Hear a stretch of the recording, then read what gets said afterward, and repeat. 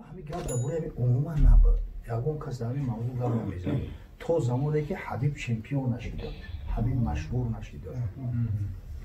ما دیدن که این مردک خوب در بین همون یهودی در همون چه سجده میکنه.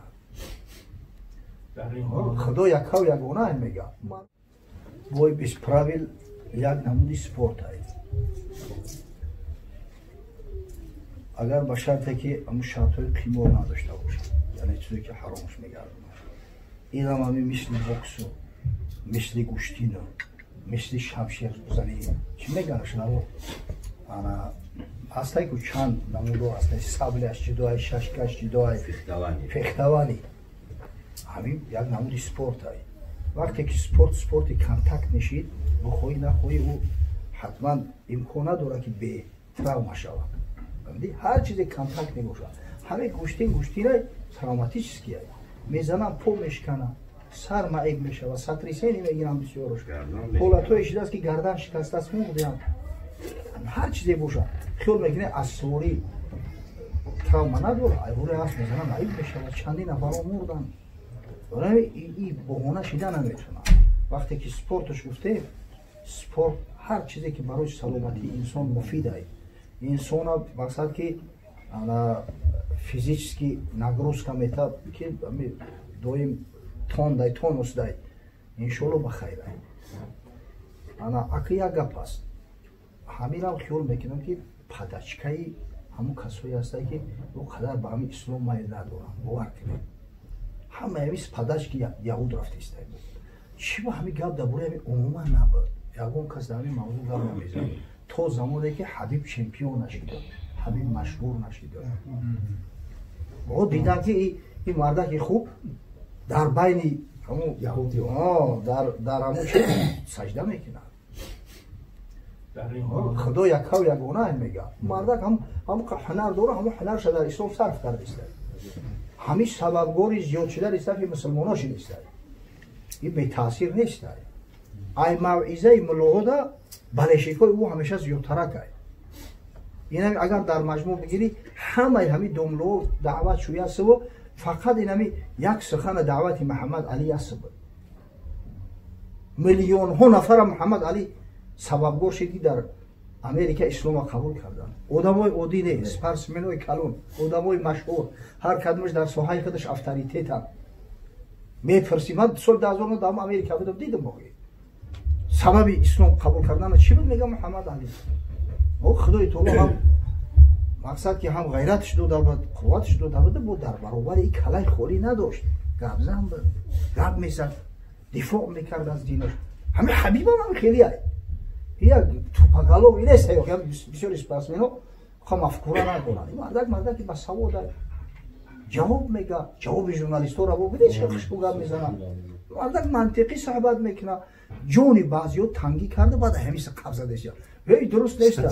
ولی با دلیلش نمیه. دارو میزنی دارو حرامای. آخی دارو اگر با تحقیر توهین بزنی حرامای. نه که در سپورت که دارو نزنی دارو میزنن. در بوکس دارو نمیزنی. همین در زمان پیغمبر صلی الله علیه و سلم در مدینه منوره کودکان تعلیم دادن، مشق میکردن. این تعلیمای حربی بود.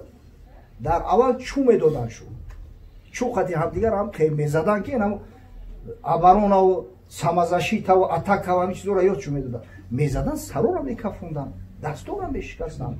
آن در کلونتر میشیدن، شمشیر شو میدادن، شمشیری بیدم. بیدم هم که بوش اوهانیه که او از بیره چند کیلو هست. او به تراوما میشه. بعدن که بعد وقتی که ورزیده میشیدن، استاد میشیدن، بعد شمشیر شو میدادن، او شمشیر قطیمش میکردن. این کارو همش هم تراوماتیسکه. اگر با شرطی که با شرط تیمور نباشه، با شرط تیمور نباشه، از طاعت عبادت بازت نداره. انشالله هیچ مشکل نداره. هیچ مشکل نیست. بگذار مشکل نداره. خود دوما هم باید هم سلمان با خیرات باشه و خیلی. بله. تو خیلی دیگه هم باید ایزار و کشور بگردیم. بله. نه منطقه خراسان ایران، هندوانی در بلخ، این مردکان در همون عصر زمان کسی خطی یا گپ زده نمیتونست. همه را سفته کردن. بین فرض و بین واجب فرقش گفتن. علتش چیه؟ فقط همون خیلی. як амалан як чияй не ки ай назари назария бигирӣ ай фарз тоҷиб хеле фарқ аст касе воҷибро инкор кина ҳукм ба куфрш намекунанд чиш намегӯянд баъзе одаме ҳастанд ки воҷиба санат ҳам гуфтааст я ҳатто ҳами витри воҷиба санат гуфтагиянд лекин фарзе ки иттифоқия касе агар инкорш кина ё бигӯяд ки ин фарз нест куфр мешавад санат ягон мустаҳабш бигӯяд пас бидаст ку фарқ дар ақида бидаст ку агарчанде дар амал ҳукми ҳардуш якай фарзам тарк карди қазо воҷиб мешавад воҷибам тарк карди қазо воҷиб мешавад ин нозукию мушикофиҳо дар ҳамин усули фиқҳ айта мехчапарак тухчапарак намешавад аммо мисол амо уламои арбаа аз имоми аъзам абу ҳанифара меро ривоят кардагиянд ай шофииро ривоят кардагиянд мега қавли савоб яҳтамилу лхатоа ва қавлу ғайри лхато яҳтамилу савоба гапи ман дурустай дурустш мешуморам не ки имкон дорад ки ман хато кунам меҷа дар сурате ки қавли ғайри ман саперник хато ай назди ман не ки имкон дорад ки ӯ дуруст буда чаро мегӯянд чор мазҳаб ҳақанд маънош ҳамиай чор мазҳаб ҳақ маънош ин нест ки я масъалара я мазҳаб гирам я масъалара рӯро сиёҳ кунам ҳамара ҷазир кунам не ҳар мазҳаб ҳақай ба ҳамун усулш ҳақай ба ҳамун ташриҳш ҳақай ба ҳамун адилаш ҳақай як одам ба дараҷаи таҳқиқ расид агар ба шарти ҳамин фарқи байни ҳамиёро бидона аз усуло огоҳ боша ҳақ дорад ки аз як мазҳаб ба мазҳаби дига бигзарад ина масалан дид ки мазҳаби имом шофиӣ дар назараш метавонад ки ин мудаллалтарай далили бештар дорад метавонад ки мазҳаби имом шофииро қабул кунад дар таърих ҳамин коро шуда бале ина масалан ҳамин султон маҳмуди ғазнавӣ ҳанафи мазҳаб падараш сабуктегин ҳанафи мазҳаб бо бош албтегин ҳанафи мазҳаб неки ҳамин муҳаққиқ буд олими калон буд дар ҳамин асри султон маҳмуд ҳақиқатан олимои мазҳаби шофиӣ бисёр ба авҷи тараққиёт расиданда бисёр бақувват шуда буданд имомулҳарамайн вале баъд ҳамин натиҷааш дар ҳамин симои ғазолӣ пайдо шид ҳамин имом ғазолӣ баъд баёнгӯи ҳамин мазҳаб шид гирифт таҳқиқ кард мазҳаби имом шофиӣ дагзашт дар асри ина замони баъди бухориву муслим ҳамё бигем ровиёи атбаъ тобиин як олиме буд бо номи абуҷаъфари таҳовӣ ин мардак тамоми хонаводааш ҳамаш пайравои шофииянд тағои шогирди номри яки шофиияд мӯзӣ меган китобои мухтасари мазҳаби шофииро ҳамаш ҳамун навиштагияд падару модараш муридои шогирдои шофиӣ лекин ин мардак дид ки усули ҳанафӣ мувофиқтарай усули ҳанафӣ корро сабуктар мекунад ин мардак ҳанафӣ шид дар мазҳаби мо муҷтаҳидай дар мазҳаб лекин ҳар касе ки ба ҳадди таҳқиқ нарасидай ҳаққи ин кор кардана надорад даъво карданам наметонем чиваи хеле мекунад як замоне дар давраи алмансур халифаи дуюми аббосӣ ҳамин алмансур худаш имом молика дӯст медошт пайрави имом молик буд тамоми хонаводааш дар ҳамин мазҳаби имом молик буданд ҳамун шабу рӯзо имом молик муваттаъша навиштааст алмуваттаъ гуфт ки ҳамин қуръонаву алмуваттаъ бисёр бинависед котиборо бигӯед бинависанд нусха бардорӣ кунанд дигар тамоми китобу ман ягон китобро рухсат надид ягон чизи дига намонад дар тамоми хилофат фақат ба қуръон амал кунанд китоби алмуваттаи имом молик пешиш омад гуфт ла тафъал ё амиралмуъминин ай амиралмуъминин ин корро накун فإن أصحاب رسول الله صلى الله عليه وسلم تفرقوا في الأمصار وكان عند كلهم علم این صحابه پیغمبر بعد وفات حضرت در شهرها 5 شدند بعضیش مصر رفت بعضیش شام بود بعضیش در عراق بود بعضیش در خراسان بود بعضیش در حجاز بود هر کدومش از پیغمبر علم گرفتگی همو علم به مردم رسوندن مردم هم روایت ها را قبول کردگی تو فتنه میدوزی این کارا نکنو این فقه من گفت فقط فقه مدنی است حقیقتا فقه مدینه همین تکیهش استنادش بیشتر میره به عبدالله بن عمر میرسه اینا فقه حنفی این فقه کوفی است این فقه میروه همین دلیلو میروند به عبدالله بن مسعود و حضرت علی میرسند اینا فقه امام شافعی فقه مکی است اصلا در مذهب امام شافعی که عقیده جدید مقصد عقیده نو داره و کهنه داره لیکن همین با اساس میره به عبدالله ابن عباس میرسه همه یو هم مقصد ای پیش خود گپ زدگی نیست برای همین انسان باید که مذهبش تقلید کنه وقتی که محقق نیست حق نداره که خیلی این مسئله این جلب دست که همیشه میگیرم این کمال بیعقلی است این دیگه به شریعت عمل کردن نه به هوای نفس عمل کردن میشه تصور کنه که زده است یونبوش خوابش برده است میخیزه خشش نمیته تورات کنه این خیلی بگه اینه در مذهب موموری خود تورات نمیشکنه که میخونه باشه این دیگه عمل به شریعت نیست عمل به همون متهمی خود شد به هوای نفس شد یا بنیش خونو باید در مذهب حنفی باید که برای تورات توزد کنی خشش نه این در مذهب شافعی میگه خون تورات نمیشکنه میخونه اینطوری جهالت میشود گمراهی میشود خدا رحمت کنه محمد اقبال این آدم خیلی یک آدم پیشرفته بود در عصر بی زندگی میکرده و خیلی در عصر 21 مردم هم فراخی جهانبینی اون را ندارن خاصتا در دین این مردک فیلسوف بود اصلا بود سپیچش هم فلسفه غرب بود مکتب در کمبریج خونده است اونیورسیته اول چه دکترسکیش در میونخن زشیته کردگی همی خب جهانبینیش وسیع بود اصلا همی اولی شعروش ها ببینید ابن عبدالوهاب همی خب تعریف توصیفای میکنه یک گپای گفته که یک نسیم از طرف نجد آمد و فلان آمد اما بعدها دید که همی سبب فتنه ها میشید است همین دشمنای دین استفاده میبودیم و حضرت بسیار سخت تحقیق کردگی میگه راه آبا رو که آن جمعیت است معنی تقلید ضبط امت است اشتباه در سرتون میگیره همون معنای تقلید چیه؟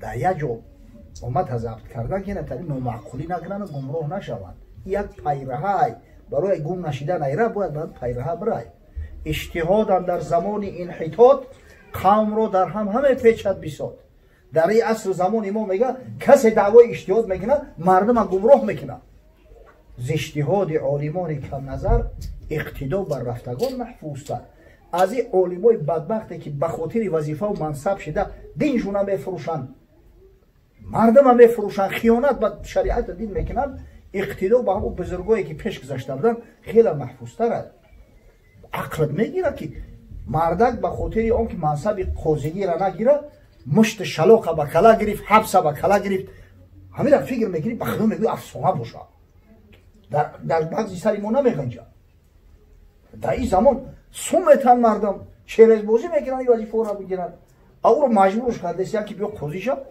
همین شلاق به کلا گرفت هر روز 10 درش میزدن همین حضرت امام اعظم ابو حنیفه را زندانش کردن اخیرالامر در حبس کشتنش میگه به کلا نگرفت او یو را قیاس کرده میشود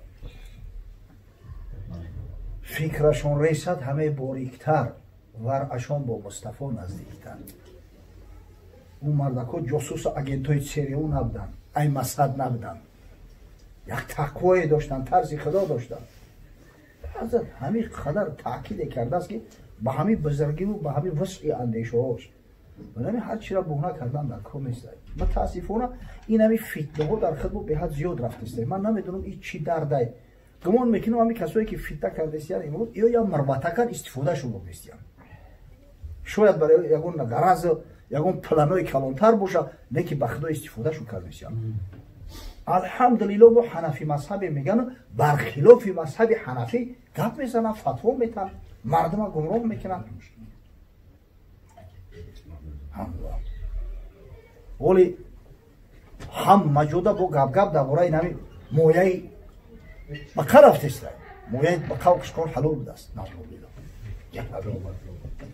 با کسایی میگن که دعوا میکنن که ما حنفیه بدبخت مردم کتاب خلاف مذهب گپ میزنید حنفی نگی یگان کتاب ما استثنا نیست کتاب فقهی ما که همه حرام بوده همه حرامش گفتن وقتی تحقیق میکنن میگن مکروه تحریمیه مکروهه که نزدیک به حرام است برای که امام اعظم ابو حنیفه را وقتی سوال کردن گفت احرم دم المسفوح من گفتم همین دم مسفوح حرام میدونم همین خونه که ایمک میوید کو این حرامه این با اویای قرآن حرامه و میگه و اکره سته از 6 چیزی دیگه را مکروه میدونم این از من دیو مکروه با همون 6 چیزا نمبر کرده است حضرت الذکر والانثیین والقبول والغدة والمرارة والمثانة. مقصد که ذکر همون حالت مردی بقره، انثیین مویهاشا، خب قبول اگر موده باشه همون دای دیوانه شد، غده bez میگن که این همه ژلیزه شتوید ژلیزه هست، پاجیلو داشتی ژلیزه هست، همین غده را. خب تلخه را غدو دیگه های زرگیده دیگه یا غدو همون غدو ژلیزه میگن. بعد تلخه و خچک. امام ابو یوسف سوال کرد امام محمد که وقتی حضرت امام اعظم ابو حنیفه میگه اکره و کارهم چی کراهیت در نظر داره؟ کراهیت دخیله، کراهیت تحریمیه، کراهیت تنزیهی. کراهیت تحریمیش دادر حرامه، در حرام چسبیدگیه. تنزیهیش ترک اولا، این به حلال نزدیکه. گفت که تحریمیه، کراهیت تحریمیه. در بدوی صنایع از مجاهد روایت شده است، شاید حدیث مرسل باشه، به هر وجه صورت میگه کریه رسول الله صلی الله علیه و سلم من الشاة سبعه. پیغمبر صلی الله علیه و سلم اهم گوسفند 7 چیزا کره بود، قبول نداشت. بعد همین چیزایی را که نمبر کردم یک تا نمبر کرده است: الذکر والانثیین والقبول والغدة والمرارة والمثانة و نهایت هفته میگه و دم المسفوح. صاحب کتاب امام کوثانی میگه که مادام که در همه اخیر می دم مسفوحه که حرام است و با قرآن ثابت است گرفت در او چسبون، همین خودش دلالت به اون میکنه که همین 6 چیزی نمبر کرده شده، همش مکروه تحریمیه. چی درد دارن من نمیدونم آخی. همین کثافت به همین که مویه را بخره تو خیال میکنی که خدمتی در دین میکنی. خیلی بگو که در دیگه مذهبو درسته. حنفی نگی، از نوع مذهبی حنفی گرد نزن. چند دید میپورا بخور توکلت بخلو. انا عجیب ده گمان میکنم که ایو مروته کن، همین مروته کارا کسی استفاده بامیسته. خدا کنه که دعوا میکنیم مذهب در مذهب مستقیم باشیم، خیانت در مذهب نکنیم. برای که خیانت در مذهب اخیر میروه خیانت در دین هم میشوه. در حیات دیدیم، در بسیار دیدیم این کارا را. حضرت بخشش یا سوال همین امروزه